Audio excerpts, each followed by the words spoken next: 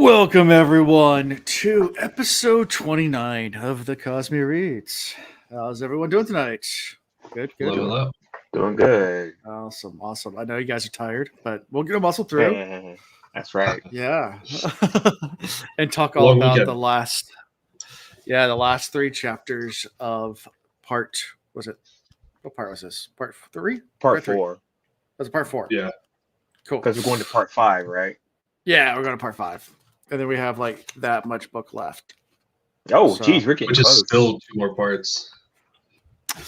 Still 2 more parts, but they're short parts. So we actually have, let's see, it's after tonight, 1, 2, 3 episodes left until we finish the book. Crazy. So we're almost there. All right. Almost there. And then we get the dramatic ending to the Well of Ascension. Yeah. So quick announcements. The Sanderlanche. Quick announcements. December 2nd, coming up fast. It keeps on coming faster and faster. 10 p.m. Eastern time. We will be on Malgear Talks for the holiday Wada holiday charity stream. So go check us out there. I'll be sharing links on Discord and on social media once those are published. But yeah, so that's some of the big stuff coming. Other than that, we're almost in this book, and then we'll start the last book of this trilogy. We'll be finished with one of the trilogies, and then we're for anyone else, or we'll move into the Hero of Ages, and after that, we're going to jump right into Elantris. So, for anyone who is wondering where we're going next after that, it's Elantris. So we'll talk more about that as we get closer, of course. Elantris was the first book that he ever wrote, or at least first fantasy book, first Cosmere book. So I think he wrote. Is that between the 2 sets? So is it basically we're doing this trilogy, then doing Elantris, and then doing next? Yeah. set? So Elantris is a standalone book. He has hinted that he might make into a trilogy eventually, but right now there's only 1 book. So and that's only been 1 book for years. Obviously, since that was like the first one he wrote. So, yeah, it's 3,000 pages, so it's kind of like a trilogy. Yeah, it's a decent sized book. And it's interesting. It's obviously it was early in the Cosmere, and he hadn't worked out a lot of the other details, but yeah, it's a good book. It's not my favorite Cosmere book, but it's like you have to read it kind of thing. To understand the rest of the Cosmere, you have to read it. Because right now you guys only know of the Mistborn world, which is Scadrial, and how the magic system works here. So you know nothing about what else is going on behind the scenes. So that's the way I like it. Yeah, the next world, all the magic is based on icings on cakes. So yeah, close. That's not this world, but there is a world that's like that. Yeah. So if you eat French vanilla icing, you get extra eye powers. Yeah. / food coma. There you go. The itis. Yes. Exactly. So I know Will and Alonda both had busy weekends. Will with work and Will with going to football games. But we did do a live reaction for patrons for the first 2 chapters we're covering tonight, last Thursday. So if you guys want to go check that out, it's still available for patrons. Just go sign up and you can get the link and go watch it. We didn't talk too much about it during the reaction, a little bit at the very end and a little bit during the middle. But we saved a lot of that for tonight. So for you guys. So we're going to, without further ado, unless you guys have anything else you guys want to add, we'll jump right in. Anything else for the good of the cause? Anything you guys want to add? Anything? I like the Inter Milan jersey, Orlando. Thank you, sir. No. This is actually not Inter. Oh, that's our mortal enemy, sir. This is AC Milan. AC Milan. Yeah. Yeah. Hey, by the way, I got thrown under the bus this past when I came to Baltimore, actually. My friend threw me under the bus and they told everybody that actually I own an Inter jersey, which is like, you don't do that. It's like a Cowboys fan having a Redskins jersey or something. It's that bad. So so That's funny. I had to promptly let it go. Yeah, I It always was a cool looking jersey. So, they do have cool whatever. jerseys. I always use them when I Yeah. played FIFA. I don't know why, but I don't really like Okay. have a fan. Yeah. They Nice. had Gianluigi Buffon as their goalie in that FIFA when I played that. Oh, years right, ago. right. Yeah, Okay. man. Back in the day, dating yourself. Okay. There you go. All right. Anybody drink anything tonight? I'm just having my Nick Offerman limited edition Lagavulin Oh, that my friend got me. nice. So yeah. Nice. I need to find some of A that. little vodka fresca out of my Preakness horse race cup. Oh, that hey, get there you from go. Juleps there. I'm doing a little vodka Oh. ginger ale because I don't have ginger beer. So it's a Moscow Mule Light. Nice. I'm doing mine out of a Carolyn's Irish cream glass, which that's like sacrilege. I'm drinking scotch out of a Irish Boss. Irish glass. That's terrible. Hey, man. Holds it. You're good. That's As right. long as That's it right. doesn't leak. I'm like, Exactly. it is a vessel. It does work. Yeah. I'm good. Yeah. There we go. All right. Well, let's jump right into chapter 46 of the World of Ascension. So we start in Breeze's point of view, my dear man Breeze, as he's old fashioned over here. Nice Todd. Always a good old fashioned I can never turn down. Oh no, nothing wrong with Legs. old fashioned. Mhm. Slags is a bit of a mixologist. Good to see Okay. it. There you go. What'd you say the name of that Negroni was? He did a Negroni that was with Prosecco earlier, I think. Some Oh, fancy- really? Prosecco. Okay. Fancy. Interesting. I want to hear the recipe for that. All right. Okay. Interesting. So yeah, Breeze is making his way down the corridor, our hallway, whatever, on his way to Saze's room, or to a room that Saze's in. He's been called to meet with Saze under secrecy, and starts out the first of him just going through more just like inner thoughts about what's going on, what's this meeting about, why Saze is being all secretive. Like he's just more confused. And can I trust Saze? Of course I can trust Saze. He's having like his inner thoughts or whatever as he's making his way down there. And then gets to the obvious room because there's guards outside and walks in. And it's all dimly lit. And the first thing he says is like, dude, if you want it to be secret, like don't make it look obvious. Like Yeah, it's like get rid of the guards. get rid of the It's like, why are guards. you- Turn the yeah. lights on, make it look like we're not doing anything. Like if it looks like we're doing Right. something, then it's suspicious. Like, and that's like 101 clandestine. Like just blend in. Like don't. Yeah. You're kind of Don't be telegraphing suspicious. your move there. You know. Yeah. Exactly. You see Saze's over here being Don't be suspicious. Don't be suspicious. The Sapersteins, love them. Love them. that's Saze. She's the worst. She's really the worst. Mona Lisa Saperstein. My wife loves her so much.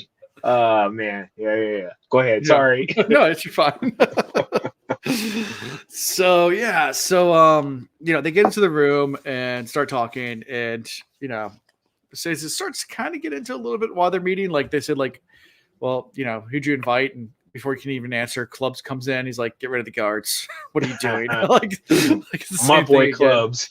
Yeah. And then Uncle Grumpy. Ham shows up, Doc shows up. Pretty much a lot of the crew is like, so it's the crew except for, and then Saze's like, yeah, except for the more newer members. And it's like, so everyone but Ellen and Vin, right? He's like, I didn't invite Spook either. Right, like- right. Saze, what's going on? Like, why are you inviting us? And they get down to kind of brass tacks and talk about, what's the deal? And Saze is basically like, yeah, we've come to an impasse. At this point, with Set leaving, in the Colas army outside and Straff's army outside, it's now a matter of time. We're not going to survive. So Saze has a plan, but that doesn't mean the rebellion can die with this. Like, we need to just get some of our members out, and they can stir things up and be resistance. And it might take hundreds of years to do this, but we can still be the spark that starts the rebellion. Not every rebellion happens overnight and just keeps on going. Sometimes it takes generations, for it to all work out at the end. And Saze has kind of come to this philosophical conclusion that, hey, this is the best course of action. Right. And the crew starts to really argue about everything at this point. None of them really, I don't know, if want to die. They don't want this as a, it's a hard conversation to have. At the same time, like, I think they understand towards the end, like, this is what needs to happen. So. Yeah, I like the fact though that so he's talking about, it's pretty obvious that someone's got to be available to leave. And your boy Breeze is like, oh yeah, I'll volunteer. I'll go. Just be like, deuces. And be out. I was like, how noble, Breeze. Oh. I know he's joking, but still, it was kind of funny though. When I read it, I was like, yeah, it sounds like something Breeze would say. Yeah. Yeah. Exactly. And he's like, no, not you, Breeze. You're staying.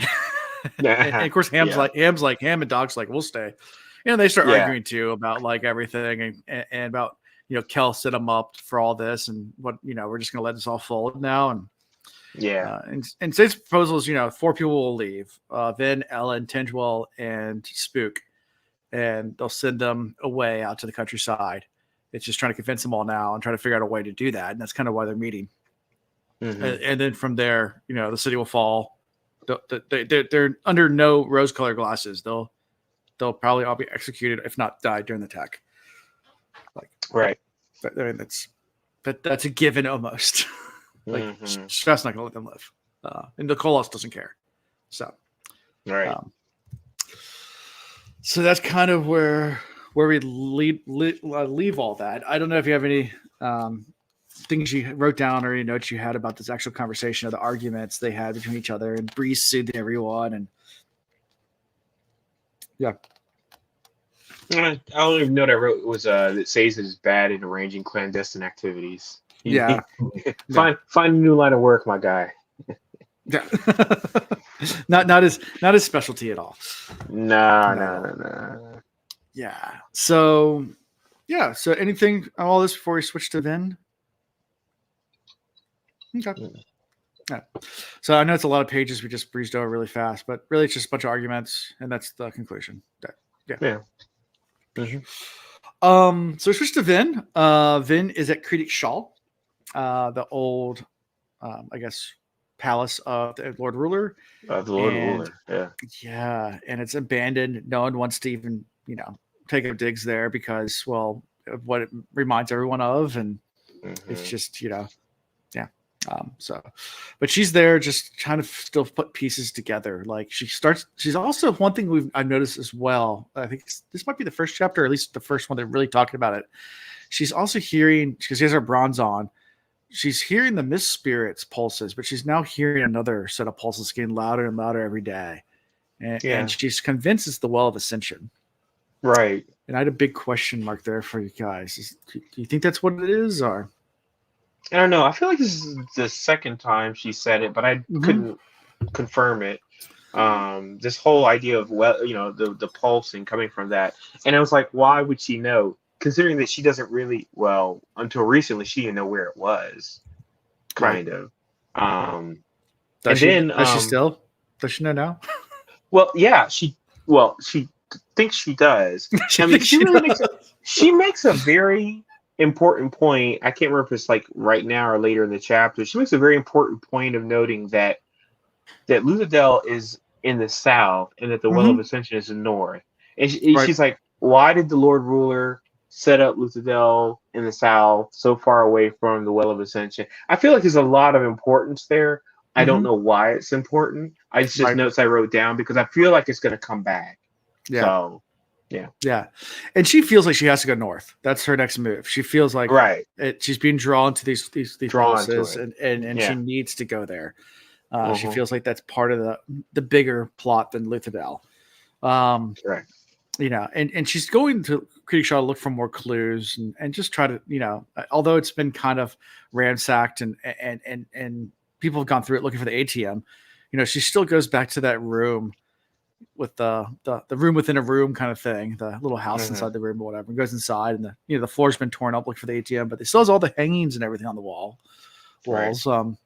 but it's not much there. And she kind of resides the fact that I don't, not sure why.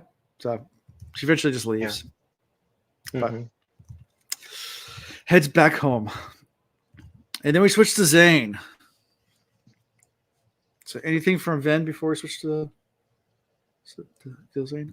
Oh, one thing I will note, she did notice that there were footprints in the dust as well. Someone else had been there. Yeah. Right. So Zane hears the tent peg and wakes up because that's his super secret alarm that someone's approaching, and immediately takes a bunch of coins, throws them down, and just sprays coins. He just sprays them through the tent, like just just in every direction. And here's a satisfying noise of like just coins. Yeah, seems like he's always hitting somebody. Mm-hmm. Oh man. Yeah, it takes out all the assassins. Yeah. What can you do? Yep. Did you notice he paid the guy on the way out too? He had the workers for the tent peg. So when he was walking out back towards Straff to go confront Straff, one of the workers was hitting the tent peg. He tossed him some coin. That's right. Yeah, he paid the workers off that if anybody approaches his tent to start hitting the tent peg like that. Right, that's right. I forgot about that. He did pay the dude. Because I was wondering, because it starts off talking about the tent peg being hit, and then you don't put two and two together until he like flips him the coin. I forgot about the coin. That. Yeah. He's like, thanks. Yeah. So, smart. Obviously, have people looking out for him. Will, any thoughts from all this? Not really. Okay. No, I was gonna say with the Vin's pulses, it just seems like they tend to like intensify. We can tell like we're getting to a climax point, so it seems like the pulses intensify when she's like, I don't know, getting closer to a pretty significant discovery. So I don't know. Question marks. I don't know why the pulses are getting louder, but I think it's like something's about to go down, kind of thing. It's about to go down. Yep. Jay-Z. Yeah. Our what's his name? What's the comedian's name? Kevin Hart. Yeah, there you go. Kevin Hart. Oh, yeah. It's about to go down. I got a gift for that. All right. Anyways, so Zane goes to confront his dad. And of course his dad's kind of there. He's a 10-eye, so he's ready. Plus he sent this license. So he Zane's gonna come right away. And he actually, for the first time ever, I guess, senses a little bit of fear in Straff's eyes, but Straff still, he's not showing it, so you can just sense it. That's something's a little off. And he attempts to bribe Zane with ATM, and Zane's like, I don't care about ATM. But Straff, the last time that Zane kind of tried to kill him, he got pretty close. Straff said, I'm going to have to take him out. But this is the most half-hearted, weak attempt. I was like, come on now. In his sleep. I mean, really? Yeah, the whole thing just seemed kind of like, I'm going to try, but I'm not going to put in my best effort. Yeah. I mean, why wouldn't you send, if he really wanted to take him out, send like hundreds of dudes at him, right? Yeah. It just seemed kind of it was like a half-assed attempt. So, yeah. But Zane kind of counters and tells Straff that he to withdraw from Luthadel, let the Colossus attack, which I think that's what everyone and the crew thought Straff's plan was anyway. But he's, of course, Straff's still worried about Vin. He's like, but she still has that Mistborn. He's like, no, I'll take care of that. Me and Vin are leaving tonight. We're running off. Right. You won't have a Mistborn. The Colossus attacks, and you can be the savior that comes in, saves the day, and swoops in after the Colossus and takes him out and save the city. And you win, and I leave. Everyone's happy. Yeah, he's cocky about it. He's like, I got this. I got this. Yeah. Yeah. Mm-hmm. So, of course, Straff's just kind of shocked that why aren't you killing me? Like, I just try to kill you. Like, why don't you kill me? And he has that cheesy moment. It's because you're my father. Right. Wait, do the emo flip too while he says it. Oh, that emo hair flip. Gotta do it. Like a South Park character. Yeah. So yeah, Zane then leaves, goes and fetches his Mistborn cloak that he never wears because it rubs against his spike. Yeah, the spike. Let's talk about the spike. The spike is the source of this crazy voice. Mm-hmm. But as we're going to learn in a little bit, we've come to find out he's not actually crazy. Mm-hmm. Interesting stuff. So back to what is the crazy voice then? So we don't know. I mean, speculation. Anything? You got any thoughts? Oh no, I'm not even speculating on this one. I'm just like, hey, he's got a spike through his chest. Mm-hmm. It messes with his misquote, and there's 99% chance. I mean, consider when your crazy voice says, you're not actually crazy. It's like, okay, well, I guess you're not.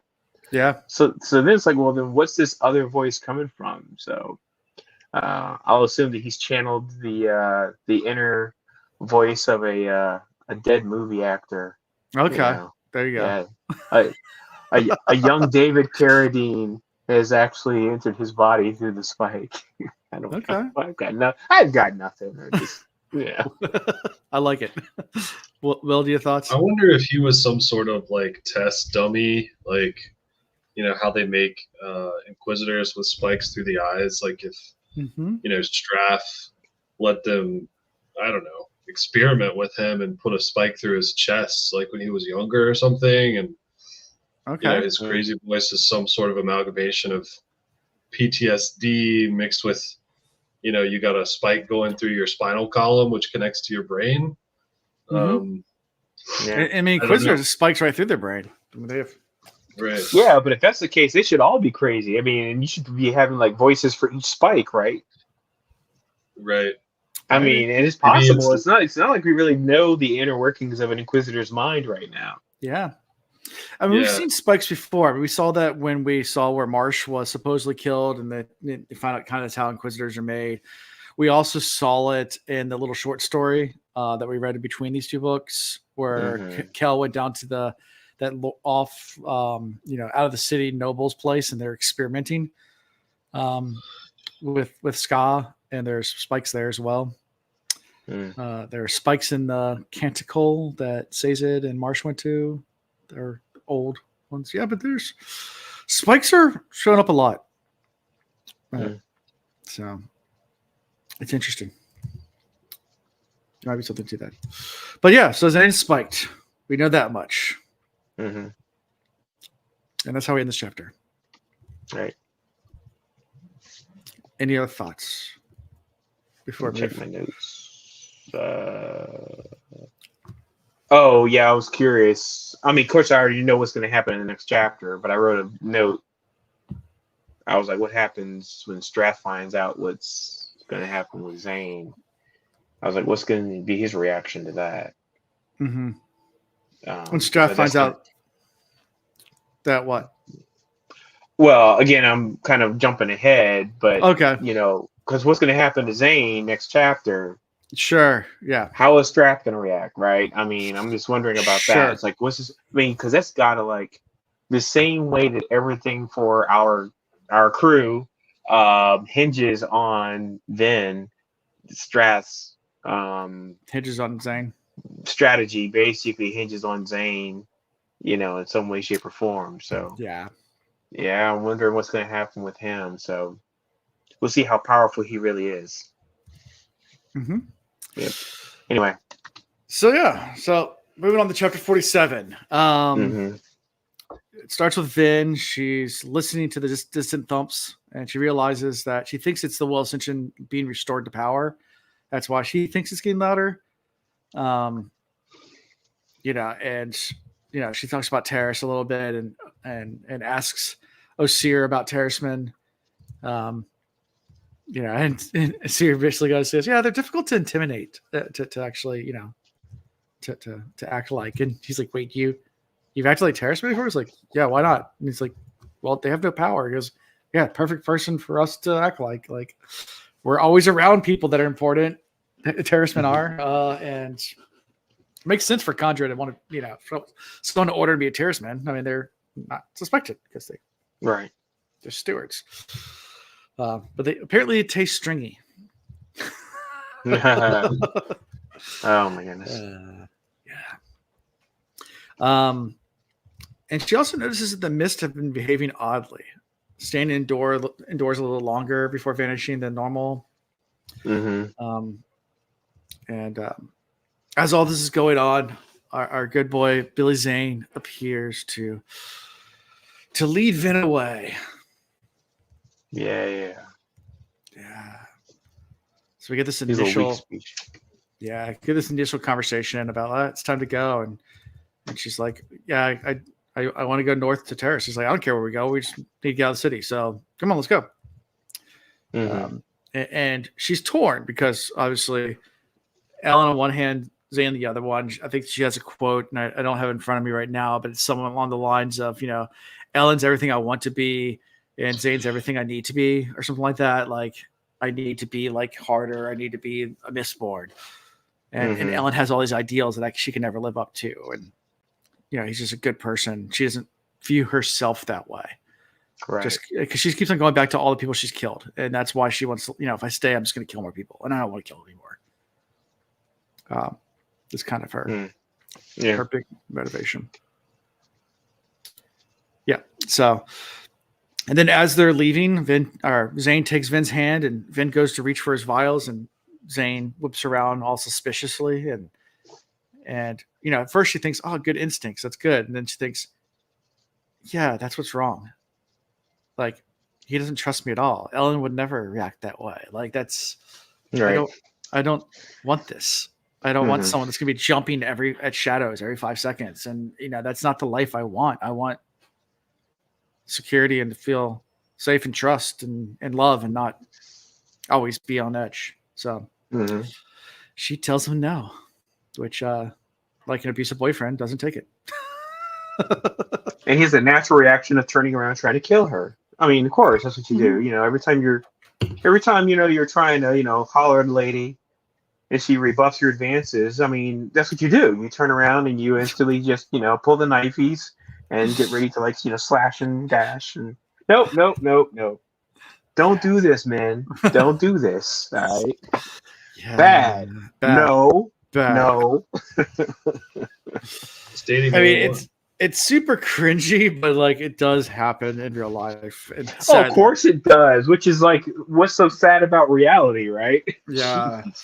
Yeah. It is. Yeah. And yeah. So goes immediately into attack mode, and Vin is completely outmatched because, he has ATM, and every time she pulls out her daggers, tries to slash at him, he's dodging everything. It's not even a fair contest. There's no way and he's even playing around with it. That's the problem. See, villains be toying with their adversaries, and look.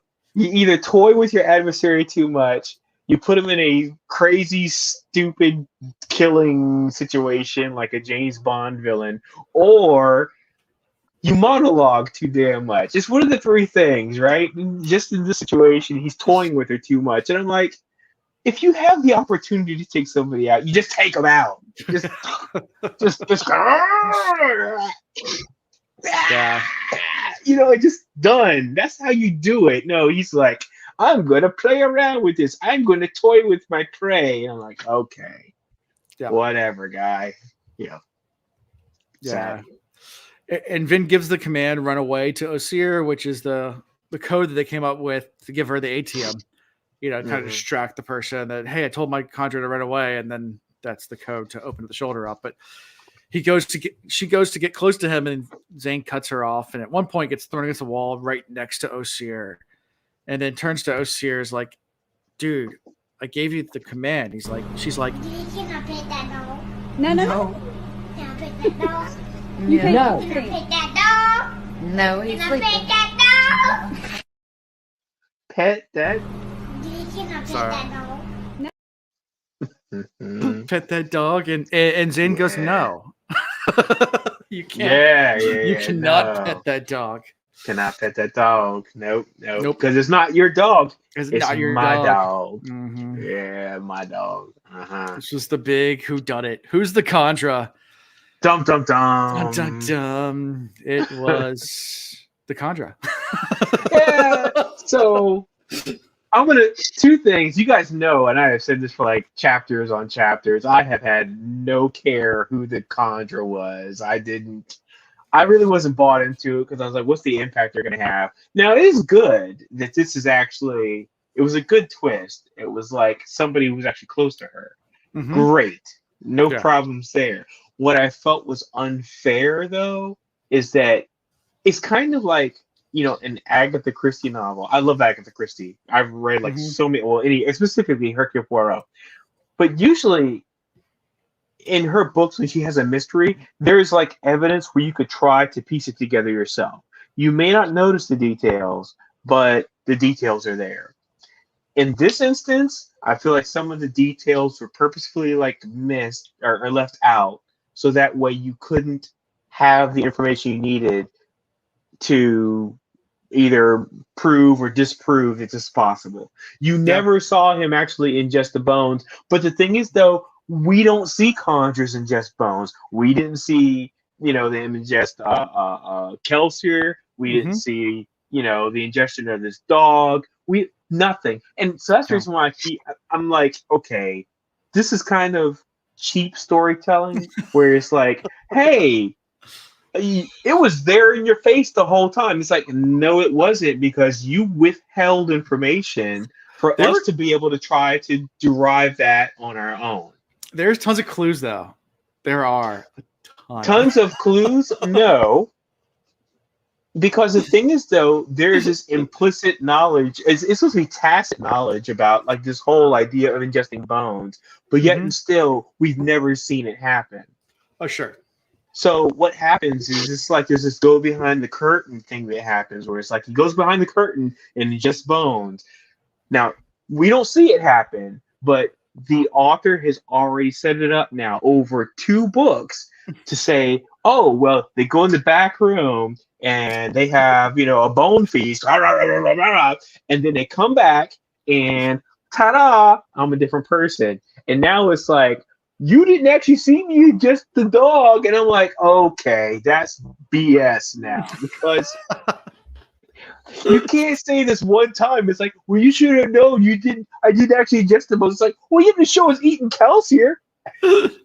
Well, there's some hints, not necessarily in the ingestion, but there's hints like as far as conversations that Vin had with.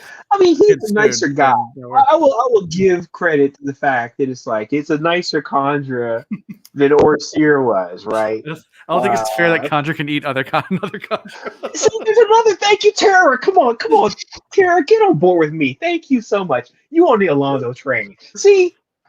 They It's this can't kill a hidden person, stuff. but they can kill other Kandra. Nah. Not Not against the contract. See, don't give us the abridged version Did when you Tara got like the unabridged back here right now. Did Tara like the twist? Well, Oh yeah. Actually, we were on a walk like, I don't know, a few weeks ago, and I was like, I think the kandra is going to be the kandra. So nobody else heard it, but she was like, "Oh my god, you were right." All right. I was probably half drunk when I said it too. So Well, if Will got there, then I guess I could have picked up on the context clues. But me, I was mad because I was like, I feel like it was a cheap stunt. I stand by it. By it. yeah. Yeah, I didn't guess that off of any type of clues. That just kind of came out of the ether that is my brain. Yeah. It's luck. It's all luck. All luck. Yeah. Anyway, when I first read it, I thought it was a great twist. Yeah. Tara said she thought it was still Ellen. Yeah, I had a half a second where I thought it was Ellen, and then I was like, it's not being set up properly for it to be Ellen. Yeah. So I was like, it can't be. The biggest clue that comes earlier, there's a conversation that Vin has about a meeting that she had when Osir is present with Kelsier, and she says something, and Osir says, I don't know. And he's like, but you were there. And he goes, I just don't remember. And she's like, but that doesn't make any sense. Yeah. That's true. That's true. I know what you're going to say. Yeah. I know where you're going with this. That's one clue, though. One clue, he didn't have a memory. I mean, heck, I don't remember a conversation you and I had 2 weeks ago. Sure. But if I start jogging your memory, you're probably going to remember it, right? And that's what Vin was doing. And he was like, change the subject real fast. Yeah, well, I don't know. Yeah, well, look, we had dinner at Steak and Tonic a few weeks ago. Do you guys remember those conversations? Yeah. You remember them intimately? If you jog my memory, I might. Okay, fine. if you say like, remember we were talking about? Oh yeah, I remember talking about Look, I'll take the L. I'll take the L on this one. No problems. I will accept the L. Yeah. There you go. I wish I had deduced it on my own. I'll be honest with you. I really wish I had. Yeah. I probably, again, I was kind of not really like into it as much though. So I wasn't like really giving it like all my investigative skills, or whatever. But I was like, there's also it was revealed. I was like, okay. There's a bunch of little stuff like he growls every time Zane would show up. Like if you go back and notice, he growls every time. No one else, just Zane. And then but Zane is also from the enemy camp. Come on, and always tries to like. Nope, that doesn't count. Yeah. Nope. Alan, that one you're not getting me on. On a reread, you'll pick it up. It's like But I'm saying he should be growling as Zane. I would be more concerned about him or wary of him if he was not growling at Zane. Zane is a misborn from the other camp. Come on, he should be growling. He should be like, why here? Anyways, so all right. They get back into more fighting. Get some cool anime scenes of like the ceiling becoming anime scenes. I love it. Yes, that's true. Like the ceiling becoming down, kind of thing. Like the room spinning, flipping, kind of thing. You can do it really well with anime and also with special effects. It's been done in tons of movies, where the room spins and down. Oh yeah, with Christopher Nolan. Yeah, Inception style, Inception style, exactly. Man, I do it, yeah. But yeah, so get all that. We learn Osir's real name is Tensoon. We first met Tensoon actually in book 1. That was the kandra that was meeting with Straff, and it is named in book 1. Tensoon. But the whole time the dog, or not the kandra, it's not really a dog. The kandra is very, very like shameful. He's lots of emotions going through that kandra right now. He has to honor his contract. He doesn't want to. There's nothing about this contract he wants to honor.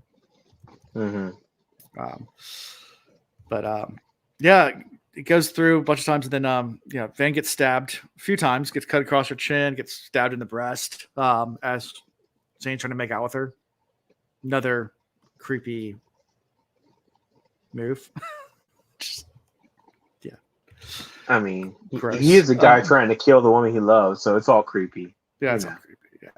Yeah. But as that's happening, he's on top, has her pinned, has a knife in her. That's when the kandra, when Tensoon interrupts and is like, "Be careful, she knows the secret." And Zane's like, "What? Like, who cares? Shut up! Like, why are you talking?" This was a Scooby-Doo move all day long. I'm listening to this and I was like, this sounds just like Scooby-Doo. Ruh-roh, right? He knows the secret. I'm like, come on now. But it jogs Vin to the point where Vin goes like, okay, well, I know I can do pain if I soothe you, like with a whole lot of soothing, because I've done it before. Like, what if I push harder? Also, I skipped over this. Before we got that, we also learned that Tensunen also told Zane about Duralum because they did the little coin push thing, and then he goes flying back. And but she uses Duralium to soothe Tensoon, and she feels something snap, and like it's almost like they become one but two at the same time, and she has complete control over him and actually attacks then Zane using the kandra. Like completely controls the kandra's body at that point. And then now she's basically warging. She's warging like a Song of Ice and Fire. Yeah. and she's able to get over, put a knife inside Tensoon's shoulder, pull the ATM bead out, eats the ATM, and it's like, all right, now we're even. And then immediately now she's waiting for that Spanish moment from Popeye. Yeah. And then immediately, all you can hear it deflate at the end. And Alondo's favorite moment, it was a lead coated ATM bead.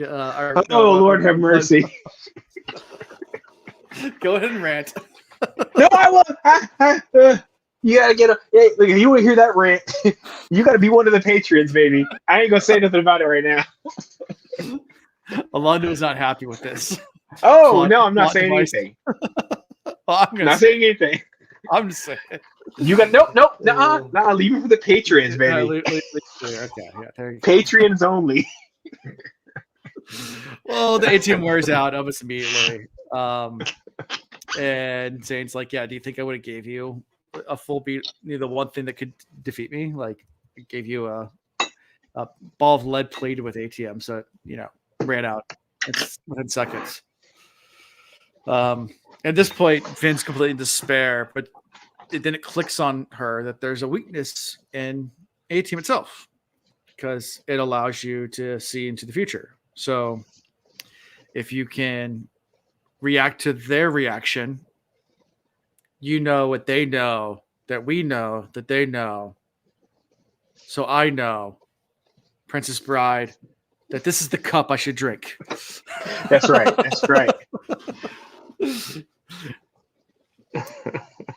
And she does it. So Zane comes in for a final attack, and she loosens up and lets instincts take over, and then watches Zane react to her not even thinking, moving the knife, and sees him move one way and then redirects mid swing and puts the knife right into Zane's throat. Yeah. As Zane puts a knife into her shoulder. Which still hurts, by the way. That all seems painful to me. Oh yeah, I mean, clavicle. Yeah, because that's hitting the clavicle right here. Yeah, and that's rough. Man. Yeah, it won't kill you. It's not a killing blow, but it hurts. Oh no, I mean, unless it's close enough up here, it starts hitting. The jugular kind of comes down and kind of comes over a little bit, but. Yeah, but yeah. But it made sense though. And I kind of knew that might happen eventually, just knowing how ATM works. I was like, it's not like ATM really lets you see the future. ATM lets you see the most reasonable possibilities based on the current situation, right? It's not like it lets you see oh, you're going to grow up and have 4 kids and live in a little gingerbread house in the woods. No, it's like, this is the most logical things that can happen. So what it's giving you is the possibilities, and then you're working off of those possibilities. And so I always felt like there was kind of a fallacy of ATM. It's like the thinking is that, oh, yeah, you can see the future. No, you're just seeing probability. Mm-hmm. Yep. But yet and still, you got to think about the fact, with all probability, there are margins of error. Right. And all she had to do was work within the margin of error. Boom. Got him. There you go. Yeah. And then we switch to Zane's point of view as he's dying. He tries to talk to Vin, but, obviously it's not working. And you just think about, how Vin somehow tricked him without ATM. There's 2 shadows that appeared at the last second.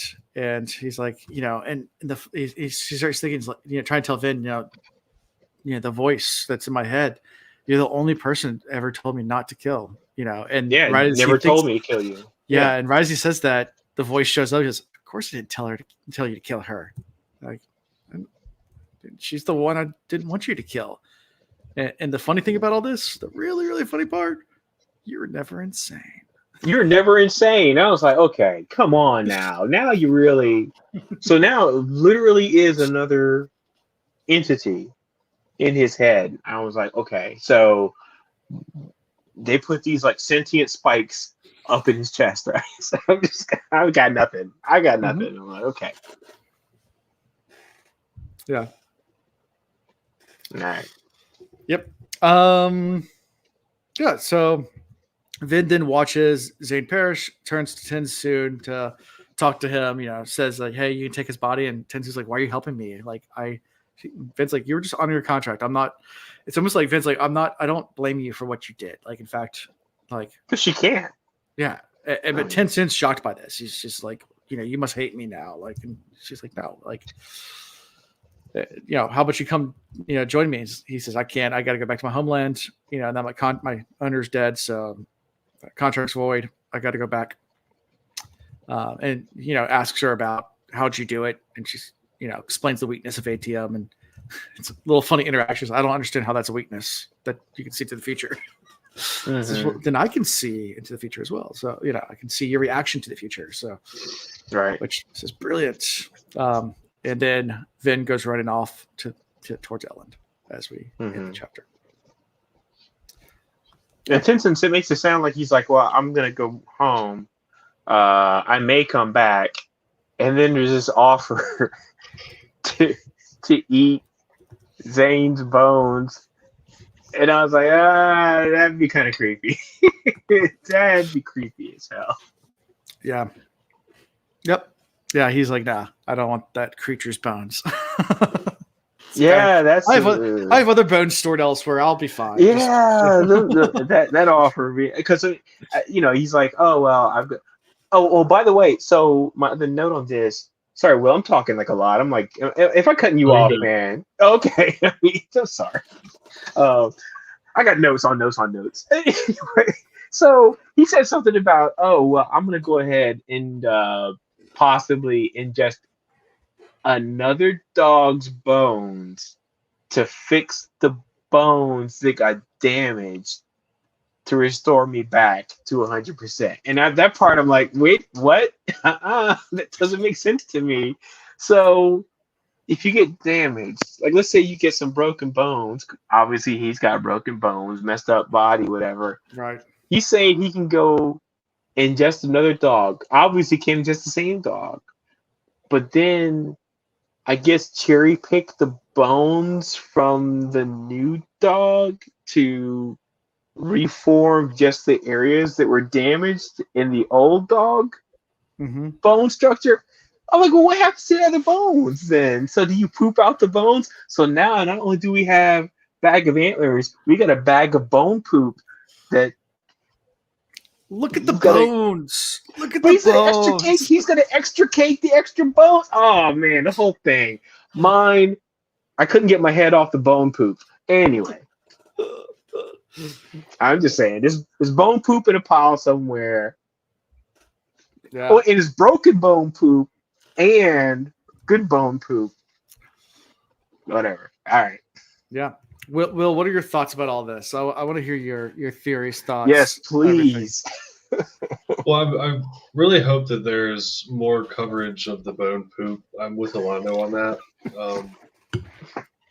We need to know more about this bone restructuring and the bone waste. Yes.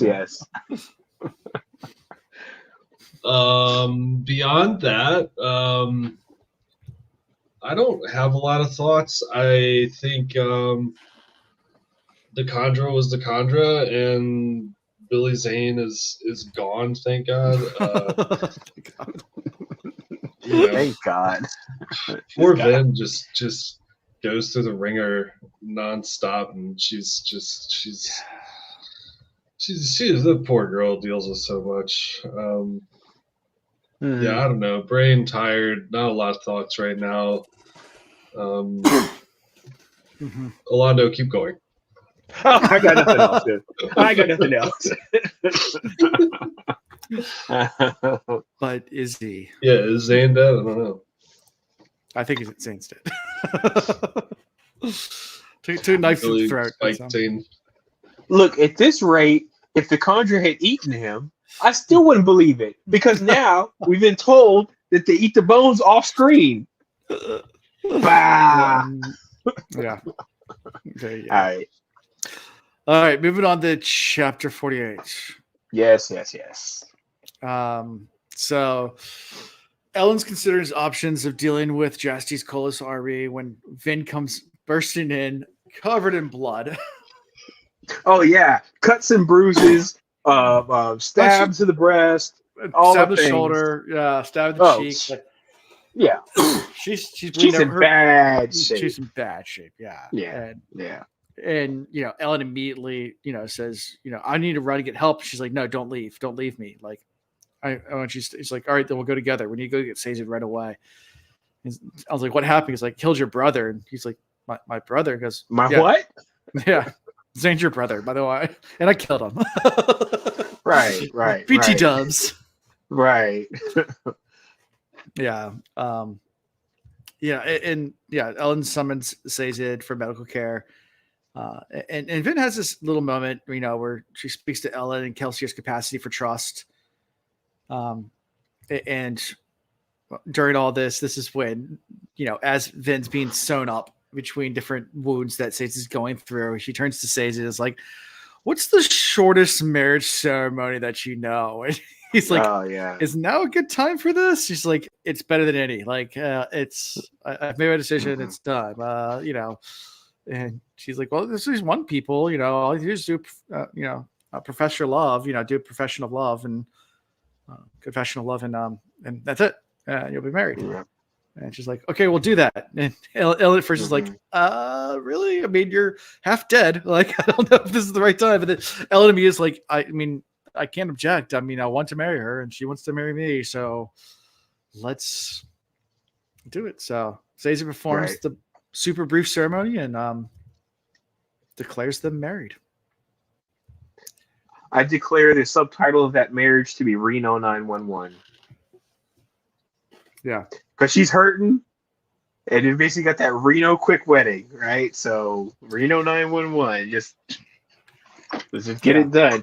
She's like basically on life support, but wants to get married. Okay. Yep. Exactly.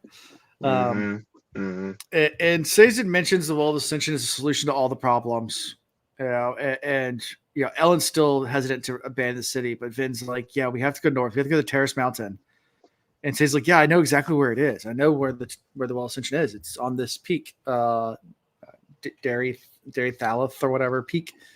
I can show you guys a map. I can lead you guys directly there. And after all this, convinces Ellen to go with her. Like, hey, we can go together. We can save the bigger picture. Like, that's what's more important than the city of Luthadel. Like, even if Luthadel falls, we have to get to the Wall of Ascension. It's too important. And convinces Ellen to do it. Saze also says, we'll advocate for letting Straff take Luthadel to increase the odds of a peaceful transition while Ellen's rebels are outside the city.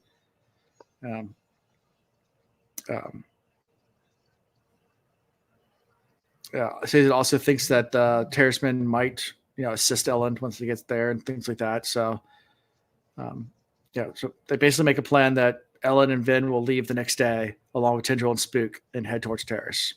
Yeah, it's a really terrible way that he shoehorns this whole plan together. He's like, and Kenwell would be good, and Lester Borders, you should take him too. And it's like, okay. Yep. I mean, just like we heard in the other chapter where they were like, it needs to be these 4 people, and he was like, really, he's really selling them on the idea, Yeah. He's like, you should take Lester Borders. We haven't seen him in a while, but he would be great. Yeah. Uh-huh. But Vin's convinced to go, and Ellen's the one that needs more convincing. But after all this, he agrees as well. Yeah. Any thoughts about this interchange? Any thought about the quick marriage, the shotgun marriage? I feel like it matters not. Okay. Fair enough. I mean, Will, any thoughts? It's nice that they've like finally locked it down, but Yeah. you know, it was really short and sweet, like you said. Mhm. The one thing we glossed over is at the very beginning, before Vin bursts in, Ellen is like writing a letter, I think, to Justice, Right. and he's also like spinning the wooden coin. So he's like, "I'm gonna write a letter to Justice and try to, get him, reason with him." Mhm. And if that doesn't work, I think we've got enough wood from collecting all this wood for the, winter to where we could just make a bunch of fake coins coins and buy the Colossus army off buy him. the Koloss ourselves. So I thought that was an interesting plan, but obviously that changed, and now Right. I guess Ellen is going with Ben to Terrace Land. But I'm curious if that plan is still gonna, happen without Ellen being there. Right. Because if they could buy off the Koloss army, I mean, that would be Yeah. a that good works. play, but then you got to deal with the Koloss. Yeah. Do you think there might be another way to control the Colossus? Maybe with bone poop. What'd you say with bone poop? He said bone poop. You got me on that one, Will. You got him, Will. I don't know. You got me on that one, Will. Oh, man. How do you think the Lord Ruler controlled them? Allomancy. Yeah. Okay. Because now it's been telegraphed that it can be done with the kandra. Right. It's been telegraphed. Do you think they could do the same thing for the Colossus? You're damn straight. Okay. You're damn straight. Yeah, the reason why I think it's important that there hasn't been a Mistborn or a Misting involved with the Colossus up until now is because there hasn't been that type of interaction. It's been purposefully kept from us. Again, another little trick here that Sanders is doing. I see what you're doing, Sanderson. I see what you're doing. He's purposely done that to keep us from that, right? He has not had an Allomancer interact with a Koloss yet. It's always been somebody else, or it's been a terroristman. It's been humans. Has not been an Allomancer. And I'm like, nope. Allomancers can control Koloss. Mark my words. Yeah. Yeah, it just hasn't been like discovered by these Allomancers that we're with right now. Like she found out she could control Tinsoon. Yeah. I feel like it just hasn't been figured out yet, or it was lost in history and they need to re-find it or something. And we've already been told, I don't remember when, but that the Lord Ruler created both of these races. The Koloss, and he created the kandra. Mm-hmm. Why would you create something you and the kandra? Why would you create something you can't control? Tinsoon there must be a way you can control. Yeah, Tinsoon did mention to Vin at one point during the conversations that the Colossus like cousins to them. Oh, see, there you go. That was mentioned a couple of chapters ago. Yeah. Okay, I knew it was in there somewhere. So yeah, so mark my words, they've got the ability to control them. Okay. Mm-hmm. Yeah. So then Saze watches Ellen and Vin leave and starts thinking to himself, like, yeah, so I'm going to go down in history now as either someone brilliant for what I've done here today or horrible because I just lied to them because I have no idea where the Well of Ascension is. It's definitely not on this peak.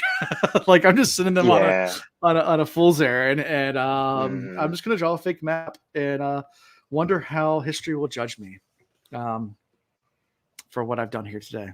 But at the end of the day, he still thinks he's making the right decision. That even though he's lying to them and leading them on this goose chase, that at the end of the day, this is the right play. Because the rebellion will survive. And at the end of the day, this is the right thing to do. We'll see. Yeah. What do you think about Saze and lying? Our boy Saze. Do you think that was?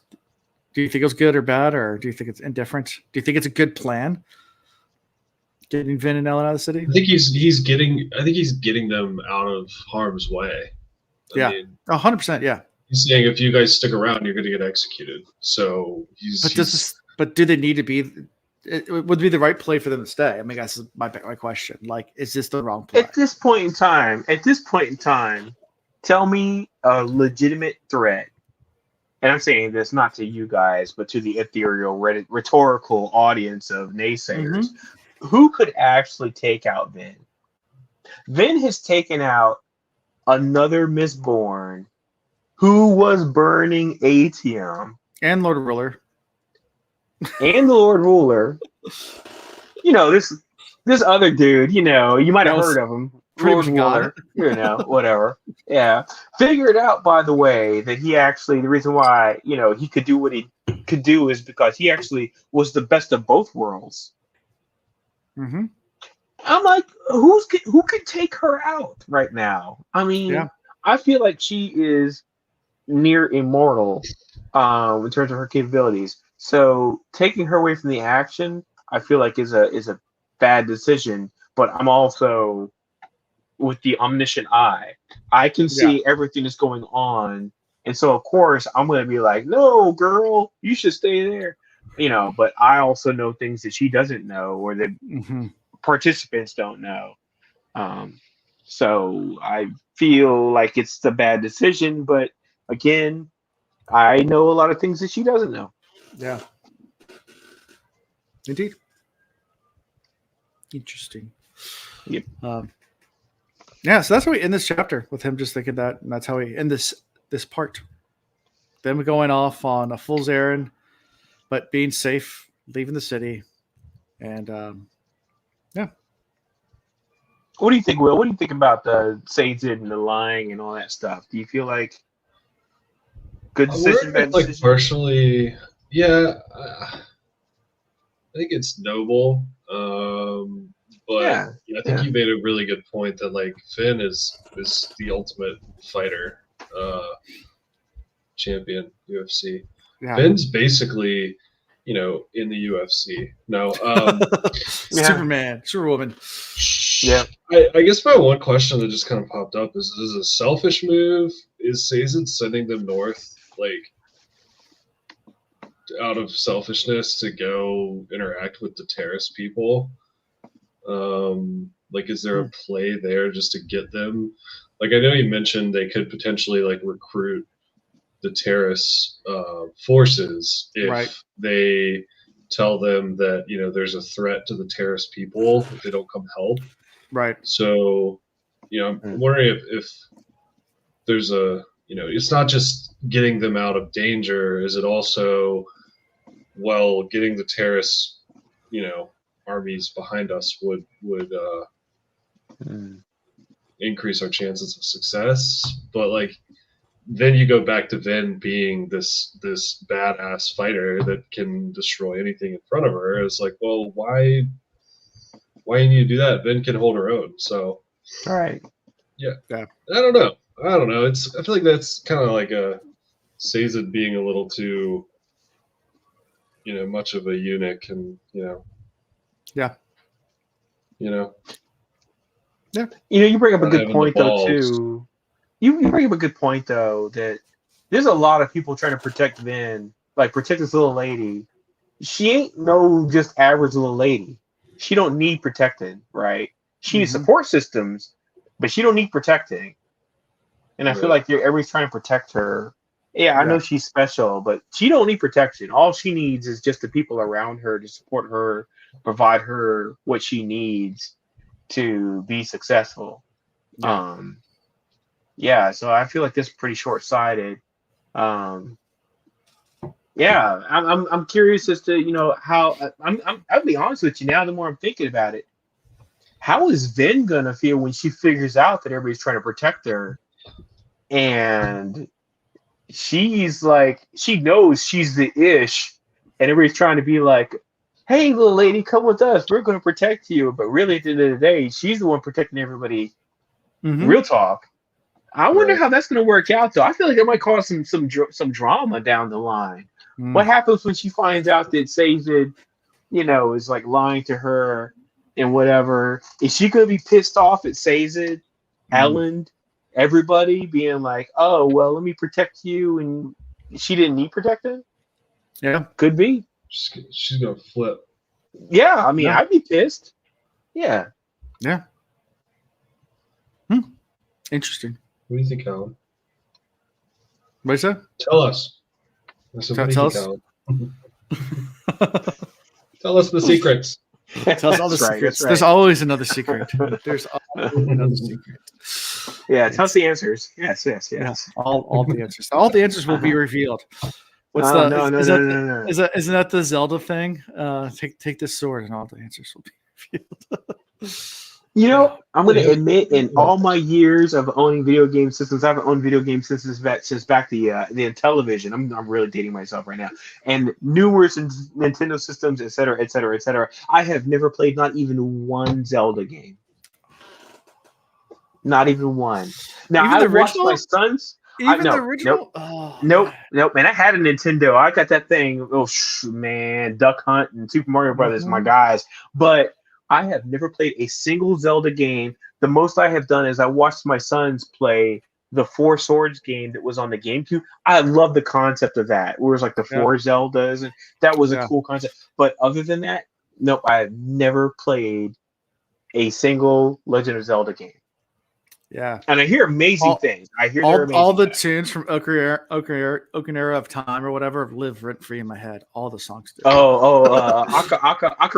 Ocarina of Time. Yeah, Ocarina of Time. Yeah. Nice. And again, no knock on them. I have heard amazing things about these. I hear they are like the best games, but I've never played a single one. Never played a single one. That was good. It's good. I know like two Zelda things. 64. I know that Zelda's the lady. I know that Yes. Link is the protagonist, and I know that the evil dude's name begins with a G. Blah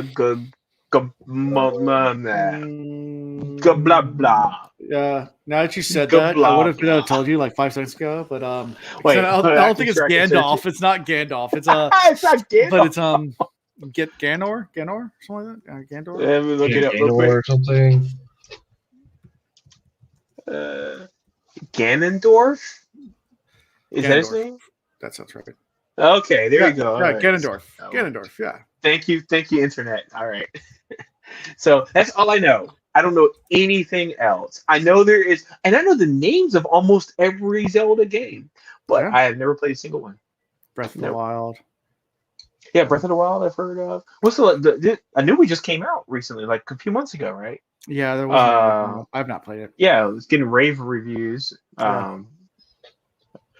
Again, I'm not knocking Zelda. I just have never played it. Yep. All good. Sounds good. Well, favorite character from these chapters? I'm gonna stick with Clouds. And I like the fact he came in immediately and he was like, you need to take the guards off the door, right? That was so Uncle Grumpy. I love Uncle Grumpy. Uncle Grumps. Yes. Yep. Awesome. Yeah. Awesome. Stick with that. Will, I'm gonna leave it to you to come up with somebody different for your favorite character. I'm gonna steal Alan's and say Breeze. Oh, my dear memories. No, Breeze get him. is just so quick to be like, yeah, I'll leave. I can handle that. I know. He was like, yeah, me and my lady, we can scoots. Bye-bye. Yeah, that was a good one. Yeah. I'm going with my boy Tin Soon.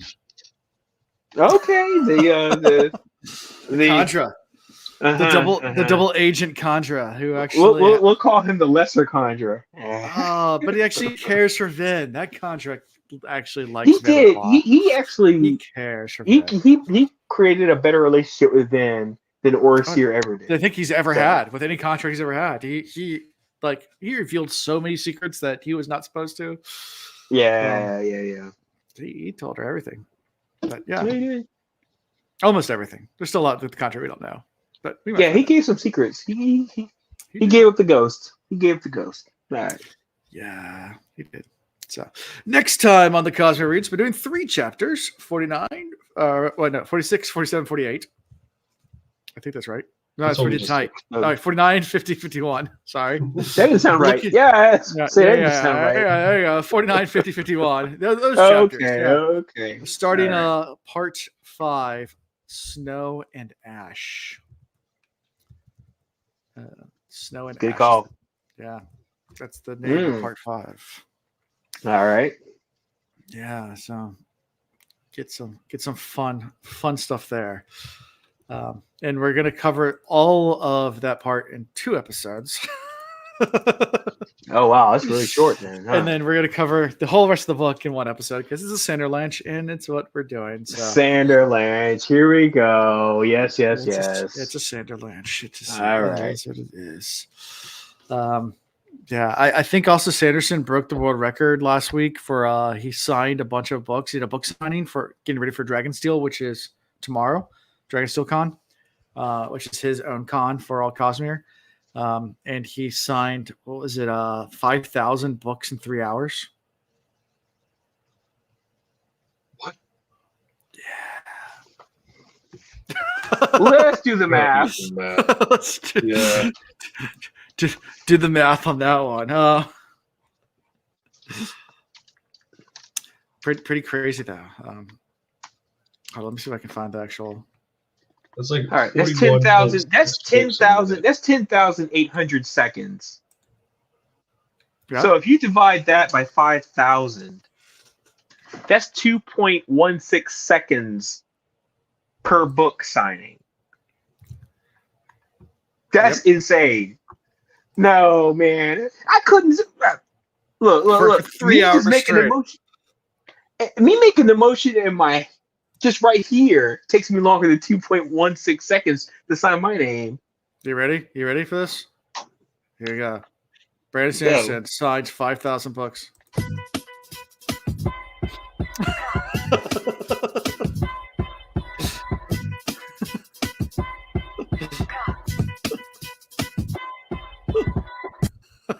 Jesus Christ. The guy's a machine.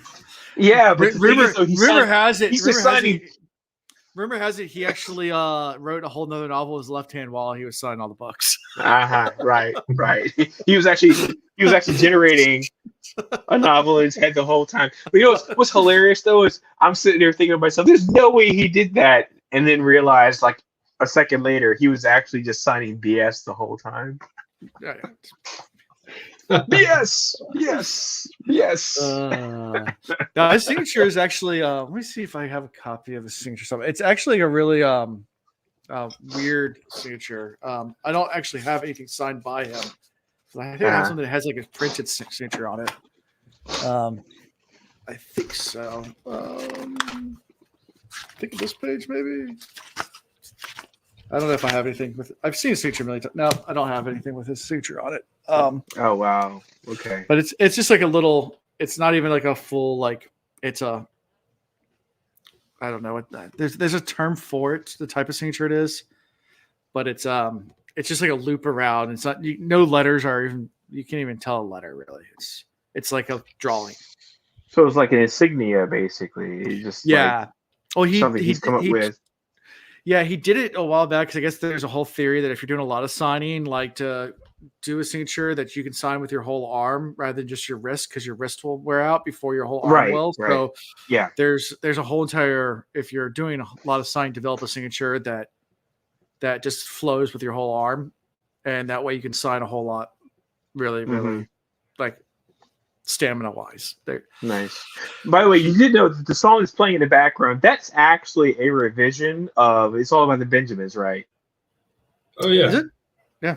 Yeah, that's what that song was. It was playing in the background. Really it was Benjamin sped up, and like it was fast, yeah. sped up and what do they call that when it's been scaled up?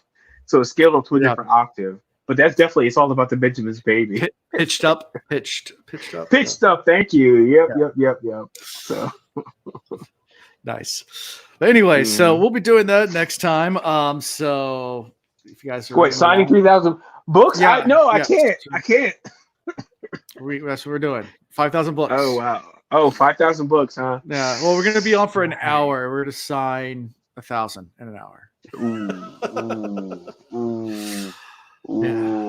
but no one wants our signature, so we're gonna auction off for our 10 cents for all. Yeah, hey, there you go, man.